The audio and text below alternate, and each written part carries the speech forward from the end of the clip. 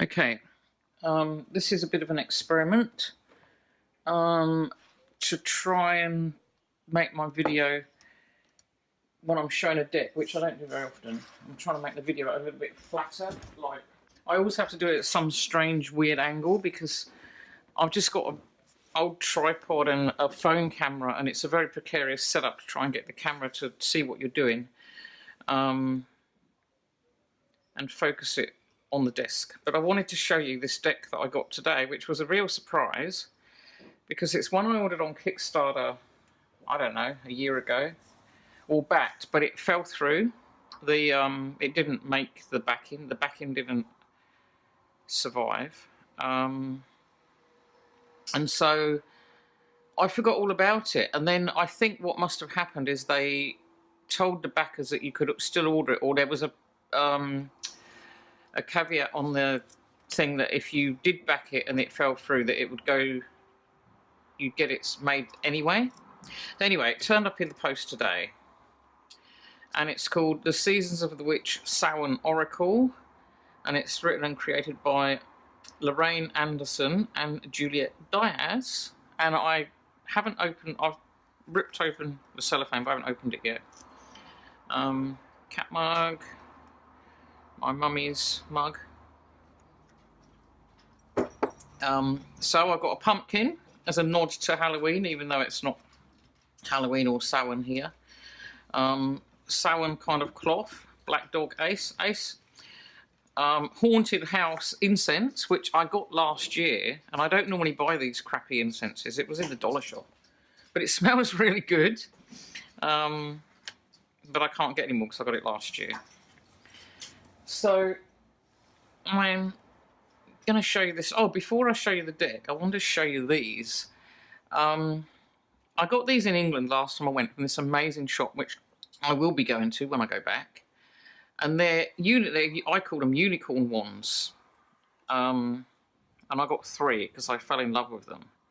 And this one is made of yew, which is, as you know, a real witchy tree in England. It's always there. It's a protection tree. It's always put there to guard, in churchyards to guard them.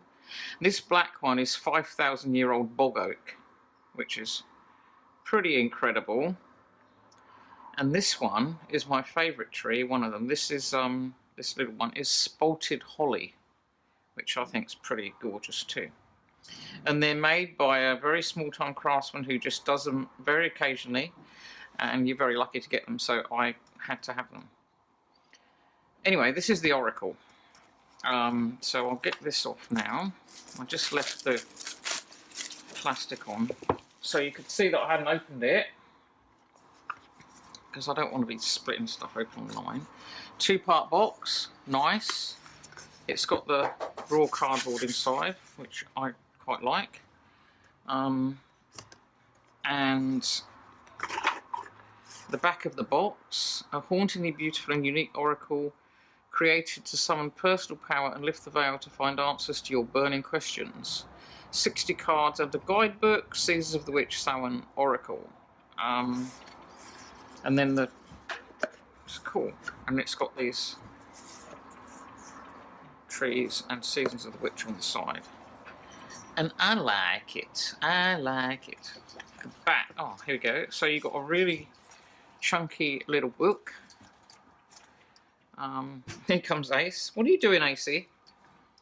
And I love the cover of the book. I don't know if this is one of the cards because I haven't seen the deck, but I don't know if you can see that. Anyway, I like it.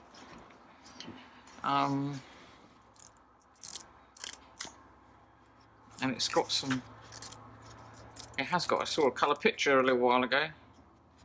It has got some coloured pictures inside it. And some spreads, the Spiritual Council spread, the Graveyard spread, the 3-card spreads, Mind, Body, Spirit, Interview Your Deck, we know that one, we all know that one. Reclaiming My Power spread, that's a good one. The Rotten Apple spread, yeah, sounds interesting.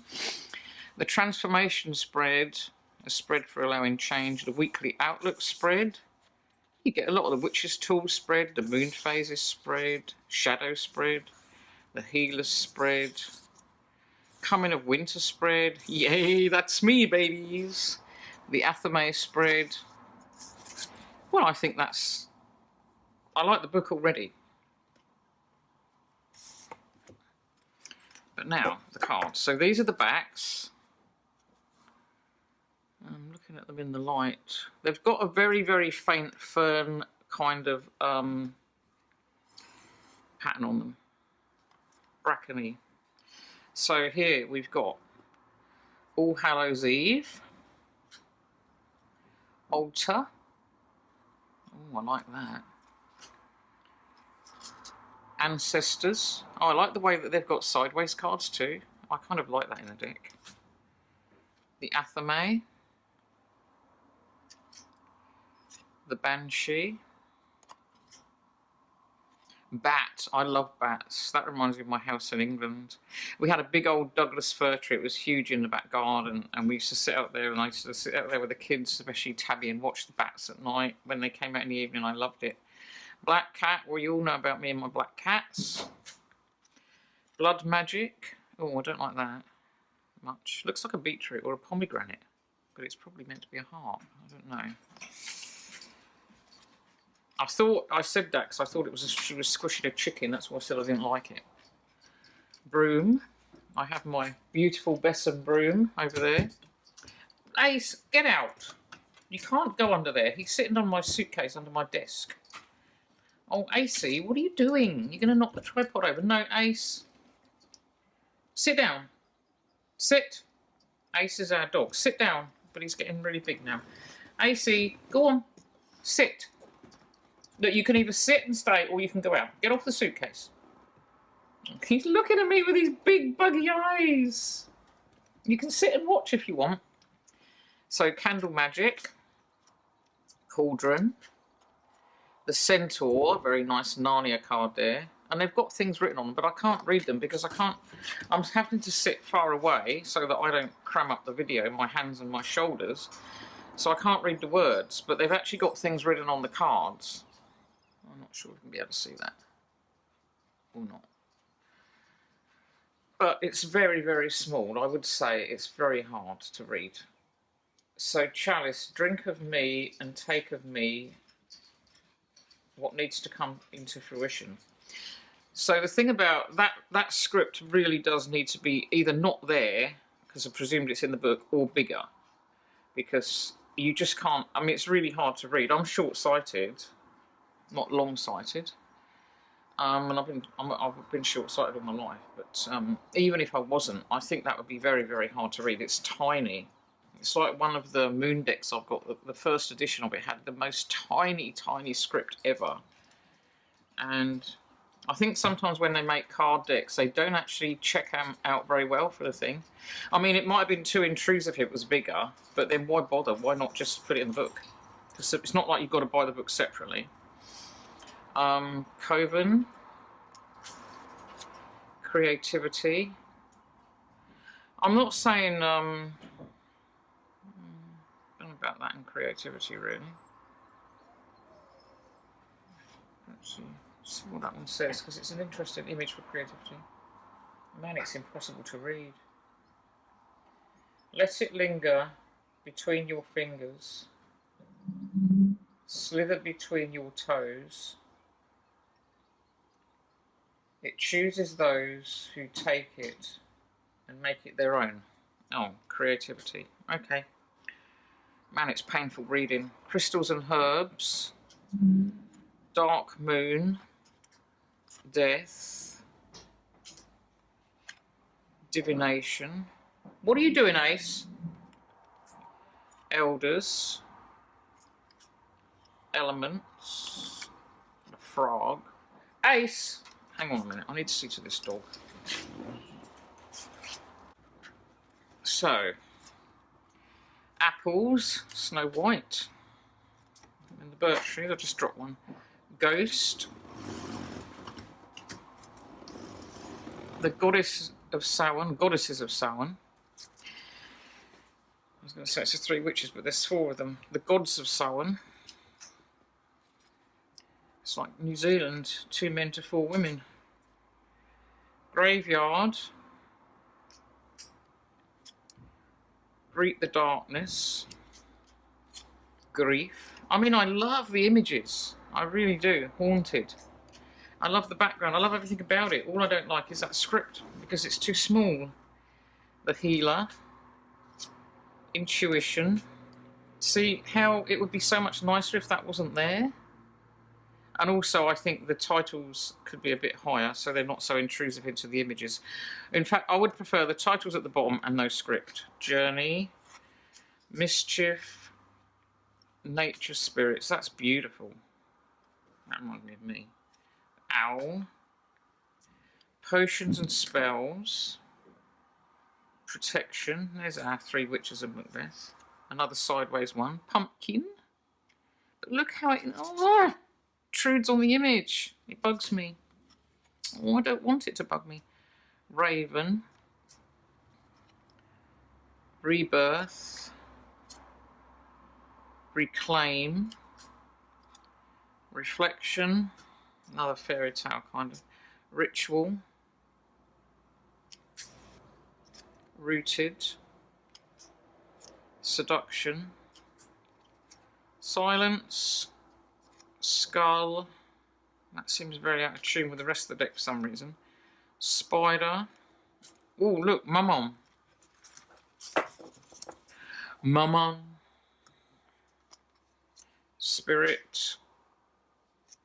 The Veil.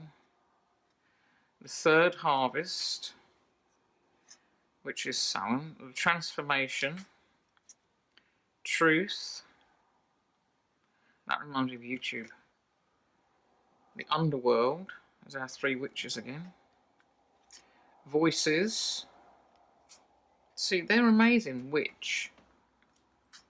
I quite like that the witch is completely the opposite of all the other witchy people in the deck. You know, that she's fair and all light and poses, and the opposite of a witch. The Witching Hour. And Wolf. So that's the cards, and as I said, I think they're beautiful. I really love them. I love the titles. I love the guidebook. I'm just going to see. Let's look up Wolf and see if it does give you the information. Yeah, it does. So you didn't actually need that thing to be written on the cards. I mean, actually, it's about the same size as the script in the book, but I think it's because it's a very pale. It's a very pale font. The colour against the black makes it quite hard to read. I remember when people used to recreate web pages years ago, and they used to make white or red or horrible green fonts with black backgrounds, and they have no idea how much that plays with the eyes and how difficult it is to read. Contrast is not always, you know, light on dark is much harder for our eyes to perceive and read than dark on light. So a beautiful deck. I really, really like it. But as I said, I think put the titles at the bottom, put them lower down, and get rid of the script. This is not a review. I bought this deck, and so I can say what I want, but I would say what I want anyway. And I'm honest. I mean, I do love it. As I said, the box is beautiful. I think it's beautiful. But that is my problem with it. So there you go. That's it for now. So have a good one.